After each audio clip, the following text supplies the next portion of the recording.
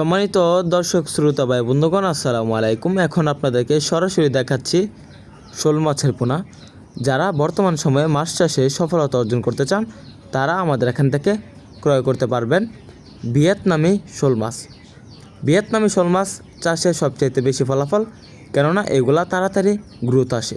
কেননা এই মাছগুলো বাজারে উচ্চ মূল্যে বিক্রি করা যায়। মাত্র 5 থেকে 6 মাস চাষে এগুলো সফলতা অর্জন করতে পারবেন এবং বাজারে বিক্রি করতে পারবেন। তো চাষি ভাইরা, ভিয়েতনাম শোল মাছ মিশ্রভাবে চাষ করা যায়। কিছু টেকনিক যদি আপনারা জেনে নিন তাহলে চাষ করতে পারবেন। ভিয়েতনাম শোল মাছের সাথে চাষ করতে পারবেন মিশ্রভাবে পাবদা, মাগুর, এই সব মাছগুলো মিশ্রভাবে চাষ করতে পারবেন। শোল মাছ মূলত উপরের স্তরের মাছ, আর যে পাবদা মাছগুলো রয়েছে এগুলো মূলত মধ্যম স্তরের মাছ। আর মাগুর মাছ রয়েছে, মাগুর মাছ হলো নিচের লেয়ারের মাছ, মাটির সাথে লেগে থাকে। তো আপনারা যারা মাছ চাষে সফলতা অর্জন করতে চান অবশ্যই মিশ্রভাবে মাছ চাষ করতে পারবেন ভিয়েতনাম শোল মাছ। তো চাষি ভাইরা, শতাংশে কত পিস করে দিবেন?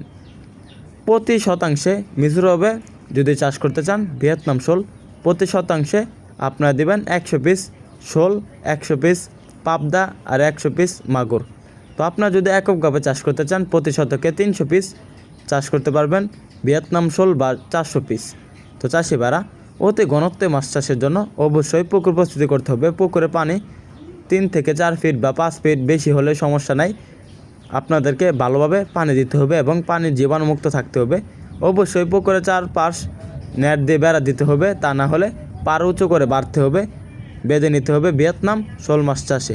তো আমাদের এখান থেকে পাইকার এবং ফ্রি হোম ডেলিভারিতে ভিয়েতনাম শোল মাছের পোনা ক্রয় করুন এবং শোল মাছ চাষে বিভিন্ন আকার তথ্য পরামর্শ জেনে নিন। ভিডিওটি ভালো লাগলে চ্যানেলটি সাবস্ক্রাইব করে আমাদের পাশে থাকুন। ধন্যবাদ।